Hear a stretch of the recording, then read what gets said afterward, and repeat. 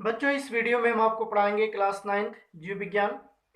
इसके पिछली वीडियो तक हम लोगों ने जो है 2 चैप्टर्स जो है समाप्त कर लिया है और आज हम लोग तीसरा चैप्टर पढ़ेंगे, जीवों में विविधता, बायोडाइवर्सिटी इन लिविंग ऑर्गेनिज्म।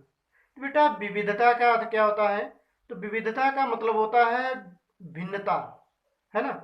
तो पृथ्वी पर जो है जीव जंतुओं की या जो है पौधों की कई लाख प्रजातियां पाई जाती हैं, लेकिन जो है सभी जो है पेड़ पौधे या जो है सभी जीव जंतु एक जैसे नहीं होते या जो है समान नहीं होते। उसके जो है आकार में, स्वभाव में, संरचना में, रूप रंग में, आकार में जो है भिन्नता पाई जाती है और इसी भिन्नता को ही क्या कहते हैं? जीवों में विविधता, है ना। तो इस चैप्टर का जो है हम लोगों की फर्स्ट हेडिंग है जैव विविधता। जैव विविधता, इसे इंग्लिश में कहते हैं बायोडाइवर्सिटी। क्या कहते हैं बेटा? बायोडाइवर्सिटी। तो बायोडाइवर्सिटी जो है 2 शब्दों से मिलकर बना हुआ है। बायोस, बायोस मीन्स होता है लिविंग और लिविंग मीन्स होता है सजीव। और दूसरा शब्द है डाइवर्सिटी। डाइवर्सिटी को इंग्लिश में कहते हैं वेराइटी। क्या कहते हैं? वेराइटी। वैरायटी मीन्स होता है विभिन्नता या जो है प्रजाति, है ना। तो सजीवों में पाई जाने वाली भिन्नता को ही क्या कहते हैं? जैव विविधता कहते हैं। तो बेटा, यहाँ पर परिभाषा लिखा गया है, विभिन्न भौगोलिक क्षेत्रों में पाई जाने वाली, विभिन्न भौगोलिक क्षेत्रों में पाई जाने वाली जो है जीवों की आकृति, स्वभाव, रहन सहन, रंग, आवास आदि में अत्यधिक भिन्नता पाई जाती है। जैसे बेटा जो है, आप जो है 2 भौगोलिक क्षेत्रों की बात कर लीजिए। जैसे जो है एक स्थलीय प्राणियों की और दूसरा जो है जलीय प्राणियों की। जैसे जो है मछली, मछली जल में रहती है तो उसे जो है तैरने के लिए जो है पंख पंख होते हैं, है ना। और जो है जो मनुष्य है उसे चलने के लिए जो है पैर होते हैं। या जो है जो मछलियां होती हैं उसे श्वसन के लिए जो है गिल या गलफड़े होते हैं, लेकिन मनुष्य को श्वास लेने के लिए क्या होते हैं? फेफड़े होते हैं। तो मछलियां जो है जल में रहने के अनुकूलित होती हैं, मनुष्य जो होते हैं ये जो है स्थल पर रहने के लिए अनुकूलित होता है। और दोनों के आकार में, स्वभाव में, संरचना में जो है बहुत ज़्यादा जो है अंतर पाई जाती है ना। इसी तरह से जो है मरुस्थल में पाए जाने वाले पेड़ पौधे स्थल पर पाए जाने वाले या जो है जल में पाए जाने वाले पौधों से बहुत अधिक भिन्न होते हैं। जैसे जो मरुस्थल में पाए जाने वाले पौधे हैं छोटे और जो है कटीले होते हैं। जो जल में पाए जाने वाले पौधे हैं इनका तना जो होता है पतला और कोमल होता है, लचीला होता है। लेकिन जो स्थल पर पाए जाने वाले पौधे हैं इनका तना जो है कठोर होता है और जो है ये पौधे जो है काष्ठीय होते हैं, बहुत बड़े होते हैं, लंबे होते हैं, है ना। तो विभिन्न भौगोलिक क्षेत्र, विभिन्न भौगोलिक क्षेत्र जैसे जो है जल हो गया, स्थल हो गया, मरुस्थल हो गया, फिर जो है उष्णकटिबंधीय प्रदेश हो गया, उपोष्णकटिबंधीय प्रदेश हो गया।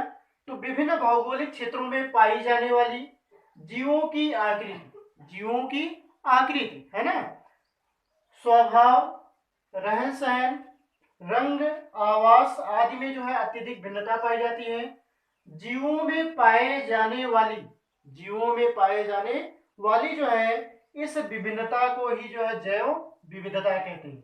अथवा जो है इसकी एक दूसरी जो है परिभाषा है, बहुत छोटी परिभाषा है, सजीवों में पाए जाने वाली भिन्नता को ही, सजीवों में पाए जाने वाली भिन्नता को ही जो है जैव विविधता कहते हैं। जैव विविधता शब्द का प्रयोग, जैव विविधता शब्द का प्रयोग जो है सर्वप्रथम रोजिन नामक वैज्ञानिक ने, सर्वप्रथम रोजिन नामक वैज्ञानिक ने सन 1985 ईस्वी में किया था। यहाँ पर बेटा क्वेश्चन पूछा जाता है, जैव विविधता शब्द का प्रयोग सर्वप्रथम किसने और कब किया? तो रोजिन नामक वैज्ञानिक ने, रोजिन नामक वैज्ञानिक ने जो है सन 1985 ईस्वी में। इसके बाद हम लोगों की दूसरी हेडिंग है जैव विविधता की आवश्यकता, जैव वर्गीकरण की आवश्यकता। Necessity of biological classification, necessity of biological classification. तो वैज्ञानिकों ने जो है अब तक वैज्ञानिकों ने अब तक जो है 17 से 18 लाख जीवों का पता लगाकर उनका नामकरण किया है। बेटा जो है पौधों और जंतुओं की जो है संख्या पृथ्वी पर जो है बहुत ज्यादा है। तो वैज्ञानिक अब तक लगभग जो है 17 से 18 लाख जो है जीवों का पता लगा करके उनका नामकरण किया है। इनमें से लगभग जो है 12 लाख जातियां जो है जंतुओं की तथा जो है 5 लाख जातियां जो है पादपों की हैं। बेटा जो है वैज्ञानिकों ने अब तक जो है पृथ्वी पर पाए जाने वाले समस्त पौधों और जंतुओं की जो है 17 से 18 लाख जो है जीवों का जो है पता लगा करके उनका नामकरण किया है, उनको जो है एक विशेष नाम दिया है। इनमें से जो है 12 लाख जो है जातियां किसकी हैं? जंतुओं की हैं। और जो है 5 लाख जातियां जो है पादपों की हैं। तथा जो है कीटों की जो है कुल संख्या लगभग जो है 1,25,000 है। कीटों की जो है कितनी जो है जातियां हैं? 1,25,000 प्रत्येक वर्ष लगभग हर साल जो है 15,000 नई जातियों की खोज होती है। बेटा जो है हर साल जो है लगभग 15,000 नई जातियों की खोज होती है तथा बहुत सी जीवों की ऐसी जातियां हैं जिनकी खोज अभी नहीं हुई। तो पृथ्वी पर जो है बहुत से ऐसे पौधे या जो है जंतु या जो है कीट हैं जिनकी खोज अभी बाकी है, अभी उनकी खोज नहीं हो पाई है ना। इन सभी जीवों का जो है एक साथ अध्ययन करना संभव नहीं है। तो पृथ्वी पर जो है जितने पेड़ पौधे या जीव जंतु पाए जाते हैं या जिनकी खोज हो चुकी है, इन सभी का जो है एक साथ अध्ययन नहीं किया जा सकता, है ना।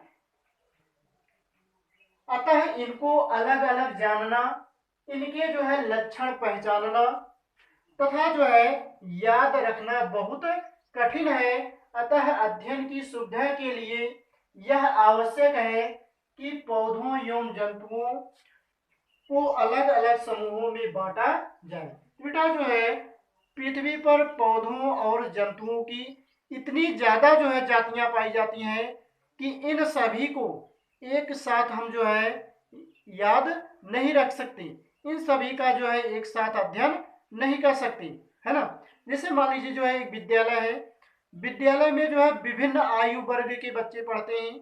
कोई 2 साल का होता है, कोई 6 साल का होता है, कोई 10 साल का होता है, कोई 20 साल का होता है। तो उन्हें जो है उनकी जो है बुद्धि क्षमता के आधार पर अलग अलग क्लासों में डिवाइड किया गया है। लेकिन यदि जो है सभी बच्चों को एक ही स्थान पर बैठाकर पढ़ाया जाए तो ये जो है संभव नहीं है, क्योंकि जो है सभी बच्चों की जो कैप्चरिंग क्षमता होती है, पढ़ने की जो क्षमता होती है अलग अलग होती है। सभी का जो कोर्स होता है अलग अलग होता है, सभी को एक साथ पढ़ाया नहीं जा सकता, है ना। कक्षा 2 के बच्चे, 3 के बच्चे, 4 के बच्चे, सभी को जो है एक साथ पढ़ाया नहीं जा सकता। इसीलिए उनको जो है अध्ययन की सुविधा के लिए अलग अलग जो है क्लासों में डिवाइड किया गया, उनकी जो है योग्यता के आधार पर, है ना। कि ये जो है क्लास 6 के हैं, 7 के हैं या 8 के हैं, सबको अलग अलग प्रकार की शिक्षा दी जाती है उनकी जो है योग्यता या जो है बुद्धि क्षमता के आधार पर। इसी तरह से बेटा जो है पौधों और जंतुओं की इतनी ज्यादा जो है जातियां हैं कि इनका जो है अध्ययन एक साथ संभव नहीं है। इसीलिए जो है इनका क्या किया गया? वर्गीकरण किया गया।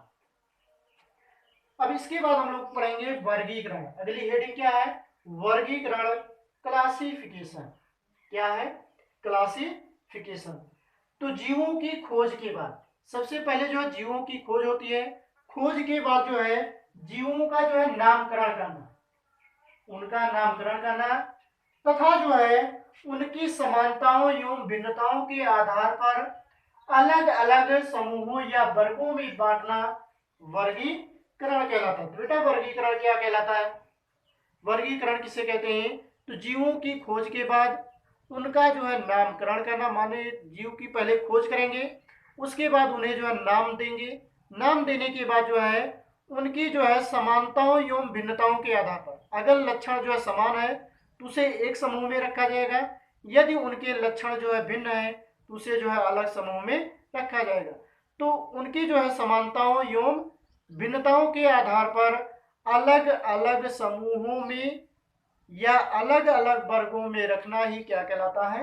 वर्गीकरण कहलाता है। इसके बाद अगली हेडिंग है हम लोगों की वर्गीकी, या इसे बेटा वर्गीकरण विज्ञान कहते हैं। वर्गीकी या जो है वर्गीकरण विज्ञान, इसे जो है टैक्सोनॉमी कहते हैं इंग्लिश में। इंग्लिश में क्या कहते हैं? टैक्सोनॉमी। तो वर्गीकी क्या होता है? जैसे हम लोग पढ़े हैं जीव विज्ञान, उसी तरह से जो है वर्गीकरण विज्ञान भी है। क्या है? वर्गीकरण विज्ञान। तो जीव विज्ञान की वह शाखा, जीव विज्ञान की वह शाखा जिसके अंतर्गत जीवों के नामकरण, वर्गीकरण तथा उसके सिद्धांतों का अध्ययन किया जाता है, वर्गीकी या जो है वर्गीकरण विज्ञान कहलाता है। बेटा वर्गीकी या जो है टैक्सोनॉमी किसे कहते हैं? तो जीव विज्ञान की वह शाखा जिसके अंतर्गत जीवों के जो है नामकरण, वर्गीकरण और उसके सिद्धांतों का अध्ययन किया जाता है, वर्गीकरण वर्गीकी या जो है टैक्सोनॉमी कहलाता है। इसको जो हम साइड में आपको परिभाषा बताएं, जैसे जो है वर्गीकी या जो है टैक्सोनॉमी किसे कहते हैं? तो जीव विज्ञान की वह शाखा जिसके अंतर्गत जो है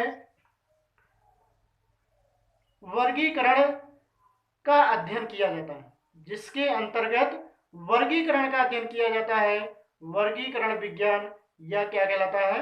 वर्गीकी कहलाता है।